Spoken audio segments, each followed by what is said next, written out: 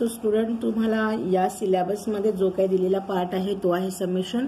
समेशनाबद्दल अजून बरीच काही माहिती दिलेली आहे पुस्तकामध्ये, बघून घ्या. एक्झॅक्टली समेशन आणि सविलियन मध्ये फरक आहे. ऍक्च्युली सविलियन हा तुमचा ऍब्सॉर्प्शन मध्ये येतो आणि समेशन हा अमॅलगमेशन मध्ये येतो. तर यामध्ये फरक स्पष्ट तुम्ही नंतर बघून घ्याल. तर सगळ्यात पहिले समिश्रण म्हणजे एक्झॅक्ट फक्त समिश्रण बद्दल माहिती करून घ्या. समिश्रणामध्ये नेहमी काय असतं की समिश्रणामध्ये दोन कंपन्या एकत्रित येऊन एका नवीन कंपनीची निर्मिती करतात. या प्रोसेसलाच अमॅलगमेशन म्हणतात. आणि ज्या दोन कंपन्या एकत्रित येतात त्या कंपन्यांना जुन्या कंपन्या म्हणतो किंवा ओल्ड कंपनी म्हणतो. आणि ज्या नवीन कंपनीची निर्मिती केली होती ती कंपनी म्हणजे कोणती असते? आपली नवीन कंपनी असते.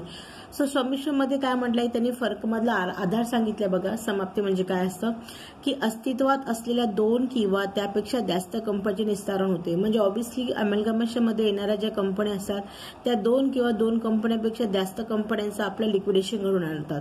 ऑब्व्हियसली निस्तारण घडवण्याचे भरपूर कारण असतात. कंपनी आपलं लिक्विडेशन का करत असते की भरपूर कंपन्यांचे जे बिझनेस असतात ते फायनान्शियल क्रायसिस म्हणजे फायनान्शियल लॉसेस मध्ये जर होत असेल तर ऑब्व्हियसली अशा कंपन्या आपल्या स्वतःच्या कंपनीचं लिक्विडेशन घडवून आणतात आणि ह्याच कंपन्या आपल्या एका नवीन कंपनीमध्ये काय करतात? निर्मिती करतात.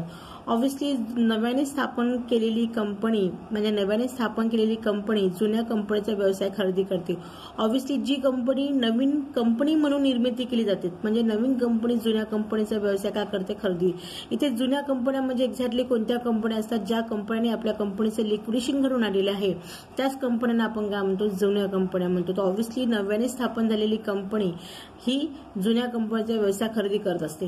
नेक्स्ट दिलेला आहे बघा तुम्हाला क्रेता कंपनीची अस्तित्व. इथे क्रेताचा शब्द असतो न्यू कंपनी. क्रेता आणि विक्रेता असे तुमचे दोन टर्म्स असेल या संपूर्ण थेरॉटिकल मध्ये. क्रेता म्हणजे न्यू कंपनी आणि विक्रेता म्हणजे तुमची ओल्ड कंपनी. अस्तित्वात असलेल्या जुन्या कंपनीचा व्यवसाय खरेदी करण्यासाठी क्रेता कंपनीची मुद्दाम स्थापन केली जाते म्हणजेच नवीन कंपनी समिश्रणाच्या वेळी अस्तित्वात येते. ऑब्व्हियसली जुन्या कंपनीचा व्यवसाय खरेदी करून एका नवीन कंपनीची निर्मिती करणे यालाच आपण काय म्हणतो? अमॅलगमेशन म्हणतो. सो नेक्स्ट दिले आहे तुम्हाला समिश्रणामध्ये एकत्रित येणाऱ्या कंपनीची आर्थिक स्थिती ही जवळपास सारखीच असते. म्हणजे ऑब्व्हियसली अमॅलगमेशन मध्ये ज्या एकत्रित येणाऱ्या कंपन्या असतात त्या संपूर्ण कंपनीची आर्थिक स्थिती म्हणजे फायनान्शियल पोझिशन ही कशी असते? जवळपास सारखीच असते. या जुन्या सर्व कंपन्यांचे निस्तारण होऊन नवीन कंपनीची निर्मिती होते. म्हणजे जुन्या कंपनी म्हणजे ओल्ड कंपनी याचं लिक्विडेशन घडून एका नवीन कंपनीची निर्मिती होते आणि समिश्रात होणाऱ्या कंपन्यांचे भागधारक हे साधारणतः नवीन कंपनीचे भागधारक असतात. म्हणजे जुनी कंपनी ज्या जुन्या कंपन्या आपल्या कंपनीचं लिक्विडेशन घडवून आणतात त्याच कंपन्या एका नवीन कंपनीची निर्मिती करत असेल तर ऑब्व्हियसली नवीन कंपनीचे शेअर होल्डर हे जुन्या कंपनीचे कोण असतात? शेअर होल्डर असतात. म्हणजे जुन्या कंपनीचे शेअर होल्डर हे एका नवीन कंपनीची निर्मिती करत असतात. म्हणजे तुमचं जे ऍक्च्युली तुम्ही जर समजून घ्याल की म्हणत आहे की ते भागधारक कोण असतात म्हणजे कंपनीचे शेअर होल्डर कोण असतात? हे शेअर होल्डर जे जुन्या कंपनीचे आहेत तेच तुमच्या नवीन कंपनीचे असतात. तर तुमच्या अमॅलगमेशन मध्ये तुम्हाला एक लक्षात घ्यायचं आहे की तुम्हाला मी वारंवार थेरॉटिकल वरती यावरती जोर टाकताय कारण तुमच्या थेअरीवरनं तुमचा प्रॅक्टिकल पोर्शन बनतो. आता याच्यामध्ये महत्वाचा मुद्दा म्हणजे महत्वाचा पोर्शन कोणता दिलेला आहे ते बघा. कंपन्यांचे संमिश्रण व सविलियन प्रसंगी क्रेता व विक्रेता कंपन्या सर्वप्रथम व्यवसाय खरेदी विक्रीबाबत काही महत्वाचे करार करत असतात व या करारात खालील मुद्दे समाविष्ट असतात. बघा एक्झॅक्टली इथे नवीन कंपनी जेव्हा आपण निर्मिती करतो तेव्हा एक्झॅक्टली भरपूर टर्म्स अँड कंडिशन ही जुन्या कंपनीचे होल्डर्स असतात. फॉर एक्झाम्पल घ्या ए आणि बी या दोन कंपन्या आहेत आणि या दोन्ही कंपन्यांनी आपलं अमॅलगमेशन म्हणजेच लिक्विडेशन घडवून आले आहे आणि या दोन्ही कंपन्यांनी एक सी नावाची कंपनी निर्मिती केलेली आहे. तर जेव्हा नवीन कंपनी जेव्हा एस्टॅब्लिश केली जाते त्याचा मुख्य उद्देश काय असतो की त्या कंपनीने आपली संपूर्ण भरपाई करून जुन्या कंपन्यांना द्यावी. तर एक्झॅक्टली क्रेता कंपनीने विक्रेता कंपन्यांची कोणती संपत्ती किती किमतीवर खरेदी करावी. त्यानंतर दिले तुम्हाला क्रेता कंपनीने विक्रेता कंपनीची कोणती देयता स्वीकारावी. व्यवसाय खरेदीबद्दल क्रेता कंपनीने विक्रेता कंपनीला किती मोबदला द्यावा आणि हा मोबदला कोणत्या स्वरूपात द्यावा. या चारही कंडिशन मध्ये असं म्हटलेलं आहे की जेव्हाही न्यू कंपनी जेव्हा निर्मिती केली जाईल तेव्हा नवीन कंपनीने विक्रेता कंपनीची कोणती संपत्ती व किती किमतीवर खरेदी करावी हा निर्णय एक्झॅक्टली तुमच्या नवीन कंपनीवर असतो. यानंतर दिलाय तुम्हाला नवीन कंपनीने विक्रेता कंपनीची कोणती देयता स्वीकारावी. देयता म्हणजे लायबिलिटी कोणती स्वीकारावी. व्यवसाय खरेदीबद्दल क्रेता कंपनीने विक्रेता कंपनीला किती मोबदला द्यावा आणि हा मोबदला कोणत्या स्वरूपात असावा. सिंपल टर्म्स मध्ये सांगते की जेव्हाही नवीन कंपनीची निर्मिती केली जाते तेव्हा नवीन कंपनीचे शेअर होल्डर हे नेहमी जुन्या कंपनीच्या शेअर होल्डरच्या किंवा जुन्या कंपनीची संपत्ती कोणती घ्यावी आणि किती किमतीवर घ्यावी याबद्दल त्याचा स्पष्ट उल्लेख असतो। यानंतर नवीन कंपनी नेहमी सेकंड टर्म्स काय ठरवते की जशी तुमची संपत्ती स्वीकारते तसेच तुमची लायबिलिटी दोन प्रकारची असते, एक असते तुमची करंट लायबिलिटी, एक असते फिक्स लायबिलिटी। तो ऑब्व्हियसली नेहमी लक्षात ठेवा की न्यू कंपनी म्हणजे ज्या कंपनीची निर्मिती केली जाते ती कंपनी नेहमी जुन्या कंपनीची कोणती लायबिलिटी स्वीकारतील, ऑनली एक्सटर्नल, ज्याला आपण काय म्हणतो करंट लायबिलिटी।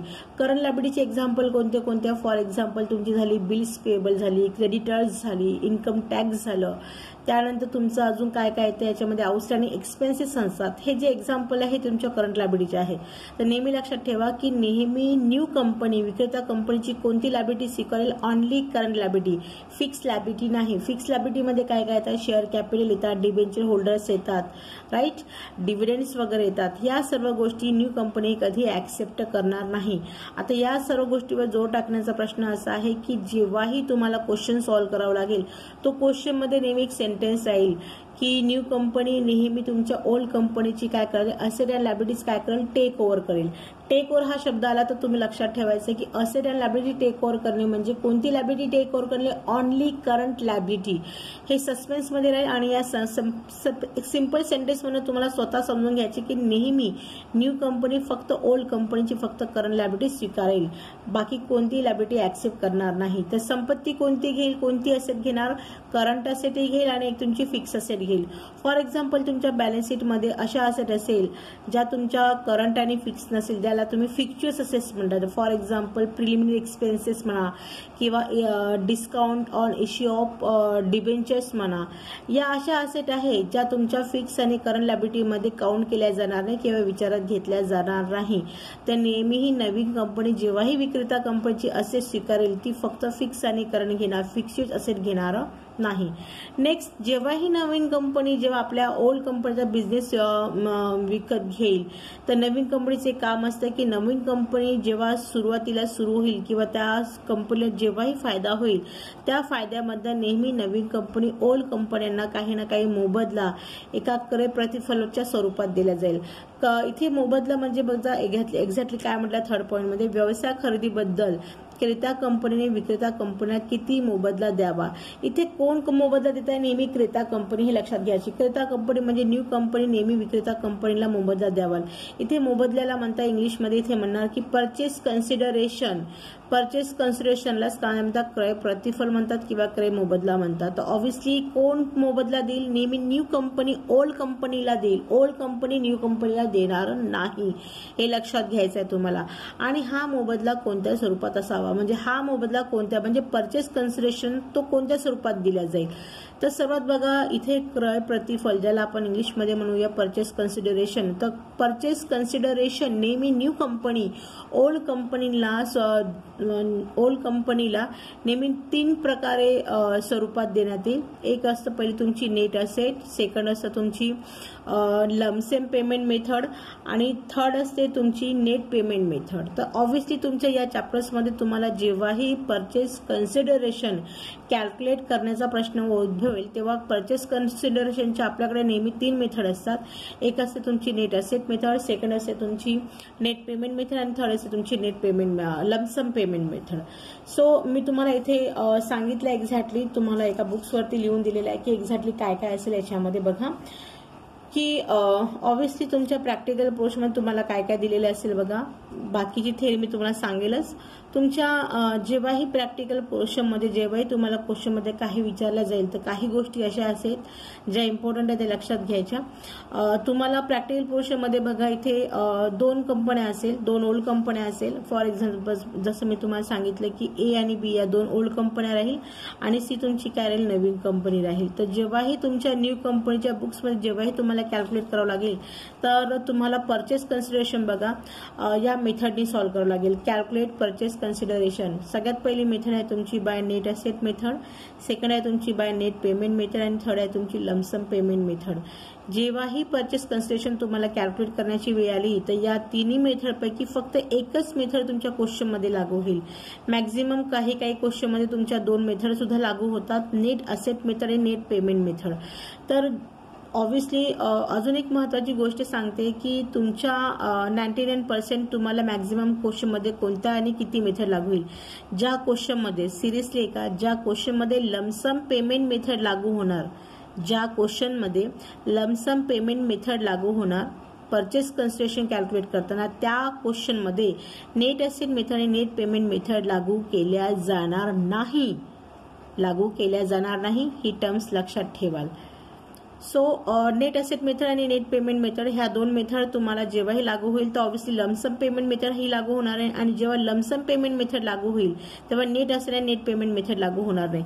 सेकंड आहे बघा, तुम्हाला जर न्यू कंपनीच्या बुक्समध्ये जर तुम्हाला एक्झामिनेशनमध्ये विचारले किंवा प्रॅक्टिकल क्वेश्चनमध्ये आलं तर तुम्हाला जनरलाइज एंट्रीज बनावं लागेल आणि सोबत तुम्हाला काय बनावं लागेल, ओपनिंग बॅलन्स शीट बनावं लागेल. यानंतर हा झाला न्यू कंपनीचा पोर्शन आणि नेक्स्ट आहे तुमच्या in the books of old company. Old कंपनीमध्ये तुम्हाला काय विचारलेलं आहे, in the books of old कंपनीमध्ये बघा तुम्हाला लेजर अकाउंट विचारले आणि प्रिपेअर जनरलाइज एंट्रीज विचारलेला आहे. तर ऑब्व्हियसली तुम्हाला लेजर अकाउंट कोणते कोणते विचारले जाईल तेही तुम्हाला सांगून देते की एक्झॅक्टली तुमच्या या संपूर्ण सिलेबसमध्ये तुम्हाला ओल्ड कंपनीमध्ये हे तुम्हाला ओल्ड कंपनीमध्ये तुम्हाला 5 अकाउंट बनवावे लागतील. एक आहे तुमचं realisation account, share holder account, purchasing company account, debenture holders account आणि कॅश ॲट बँक अकाउंट. तर ही माहिती मी तुम्हाला जस्ट सांगितली आहे ओव्हरऑल की एक्झॅक्टली न्यू कंपनीच्या बुक्समध्ये आणि ओल्ड कंपनीच्या बुक्समध्ये कोणत्या पद्धतीने काय काय बनवलं जाईल. So okay guys.